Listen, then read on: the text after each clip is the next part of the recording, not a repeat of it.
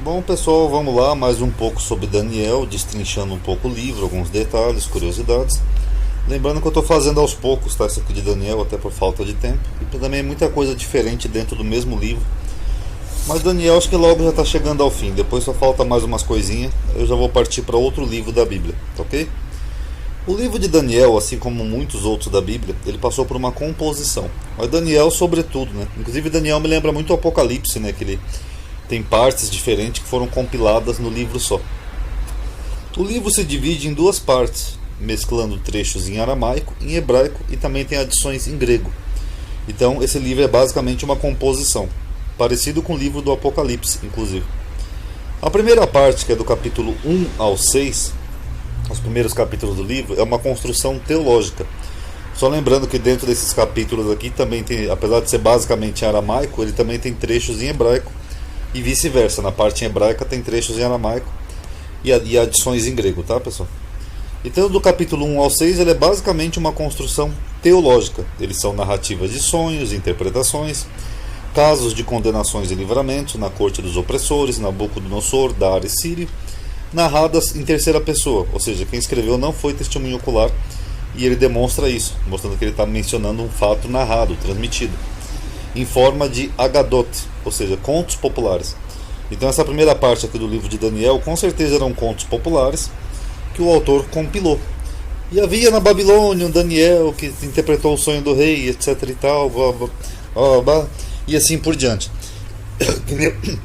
Que nem eu falei naquele vídeo anterior sobre José do Egito, com certeza pode ter se inspirado também na história de José do Egito, que também interpretava sonhos, etc. Então foi assim que foi surgindo essa primeira parte do livro. A segunda parte, do capítulo 1 ao 12, já são descrições dos sonhos de Daniel, ou seja, com forte cunho futurista. Essa parte já é considerada mais profética. Na verdade, aqui é do capítulo 8 ao 12, né? Mas o 1 é considerado junto porque é onde começa. Porque alguns autores sugerem, sendo que há muitos teólogos que têm esse entendimento, pelo menos exegetas, que o capítulo 7 do livro de Daniel ele foi acrescentado só para servir de ligação entre essas duas partes do livro. Então deveriam ser duas obras distintas, né, do capítulo 1 ao 6, um conjunto de coleções populares, narrativas. Do capítulo 8 ao 12 já seria aquela coisa mais de combater o helenismo, de Antíoco Epífane, lá do período grego, e dentre outras coisas que iriam acontecer. E o capítulo 7 pode ter sido só uma construção para harmonizar as duas partes do livro, tá bom? Isso é muito comum na Bíblia, inclusive, né? Criar coisas para harmonizar. O capítulo 7 seria uma interlocução entre os trechos em aramaico e em hebraico, que se mesclam no livro. As três versões em aramaico, que seria 2.4b, 7.28, perdão, em hebraico 1.1.2, 4a mais 8.12, e o trecho grego 3.24.29, 13.14. Então, para interlocutar tudo isso, esse capítulo deveria ser uma interlocução entre esses trechos diferentes. Os textos em primeira pessoa, que são já, como lá, eu, Daniel, estava vendo minhas visões noturnas, que são da parte hebraica, ou seja, da segunda parte do livro, são de autoria anônima, ou seja, ninguém sabe quem é o autor. Que nem eu falei naquele vídeo anterior, o autor pode ter usado o nome de um personagem proeminente para poder fazer com que o livro fosse aceito na comunidade. Então eles são de autoria anônima e de transmissão oral, provavelmente. Alguns trechos em hebraico são provavelmente tradução do aramaico. Então mesmo nessas partes que a gente tem aqui no livro em hebraico, como por exemplo logo no comecinho do livro, acredita-se que ali era originalmente em aramaico e que alguém fez uma tradução em hebraico, tipo de um conto popular, tá bom? Para o teólogo Aage Betzen, o fato de Daniel não aparecer no capítulo 3 do livro, que no capítulo 3 ele praticamente ele some, né? Acho que lá na parte de Sadraque, Midraque e Abednego, demonstra que essas lendas eram originalmente histórias independentes, compiladas depois de um livro só, porque tem horas que o personagem principal do livro some, como aqui no capítulo 3. Então esse aqui é só mais uma das evidências, né, de que realmente deveriam ser histórias que foram compiladas. Haviam 3 homens na Babilônia que se negaram a cultuar a estátua de Nabucodonosor, não sei o que. Então depois compilaram tudo no mesmo livro. A não correspondência de data entre o capítulo 1, versículo 1 e 2, com o capítulo 2, versículo 1, bem como o comportamento de Nabucodonosor no capítulo 4, não se coaduna com os capítulos anteriores.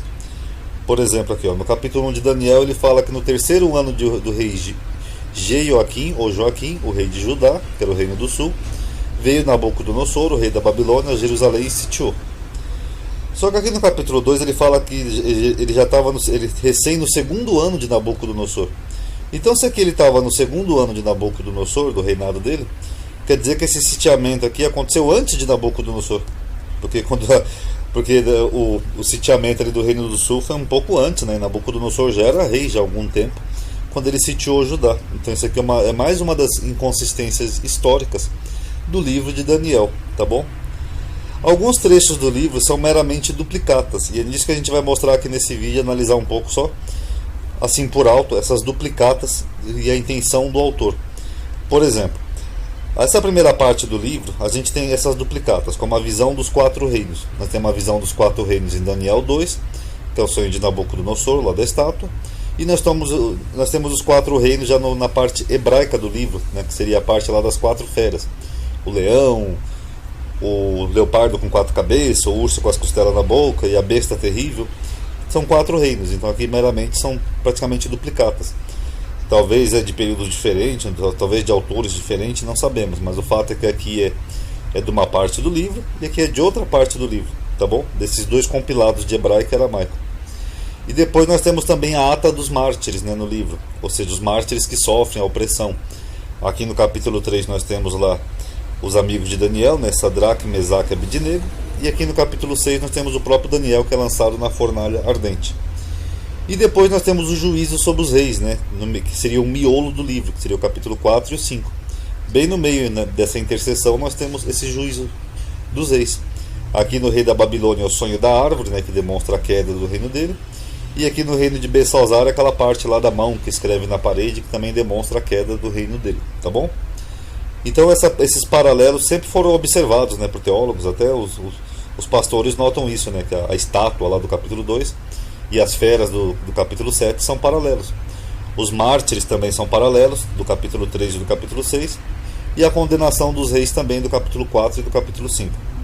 A diferença básica entre o capítulo 2 e o 7 é que no capítulo 2 é Daniel que interpreta o sonho do rei, enquanto que no capítulo 7 é o anjo que interpreta o sonho de Daniel. Mas é basicamente a mesma coisa, são interpretações de sonhos e visões.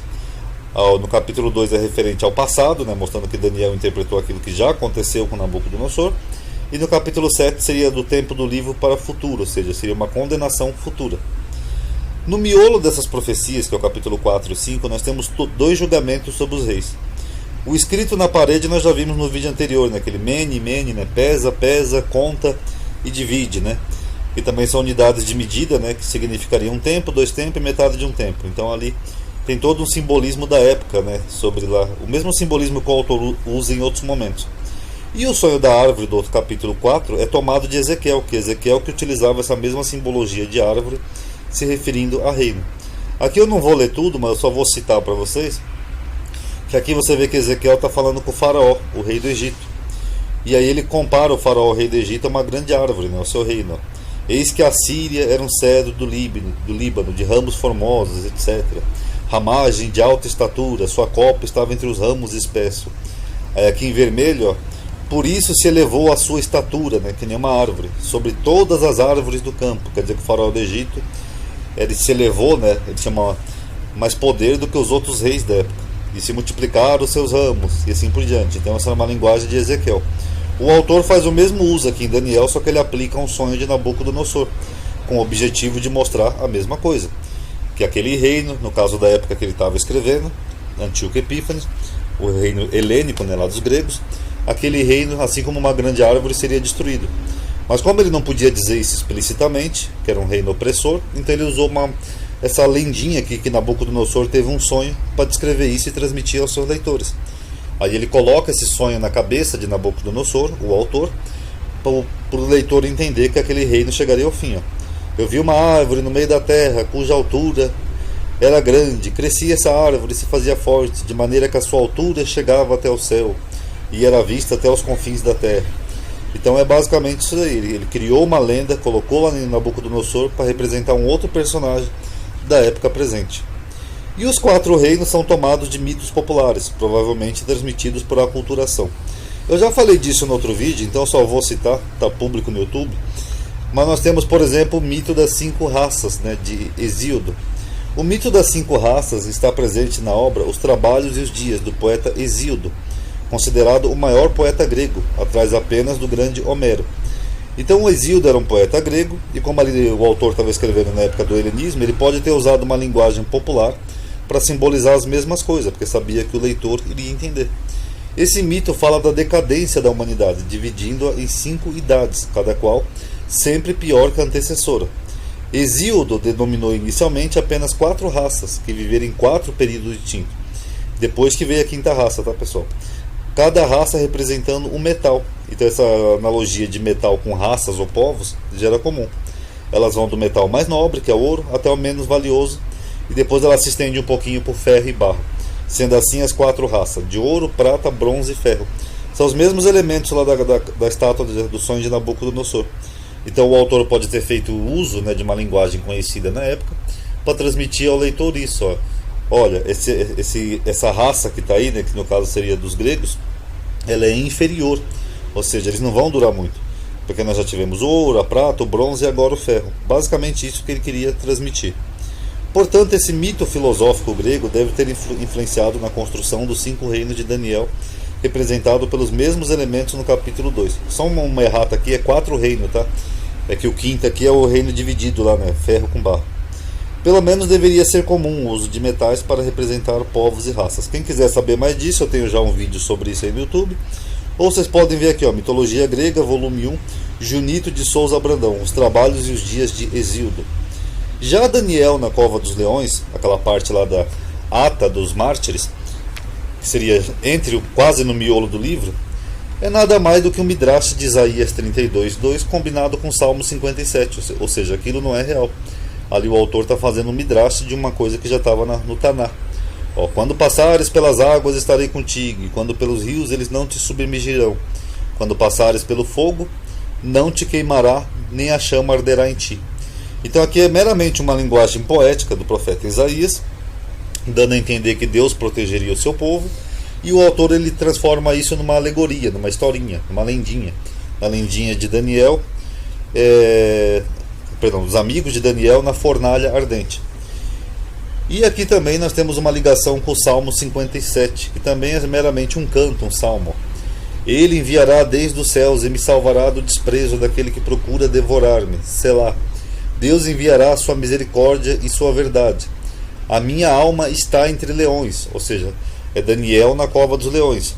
E eu estou entre aqueles que estão abrasados, ou seja, é os amigos de Daniel na fornalha ardente. Então essa aquela linguagem poética aqui do Taná, que são meramente simbologias, o autor transforma como se fossem histórias, e alegorias para transmitir o mesmo que esses 2 livros estão transmitindo aqui, que Deus iria proteger o seu povo, basicamente isso.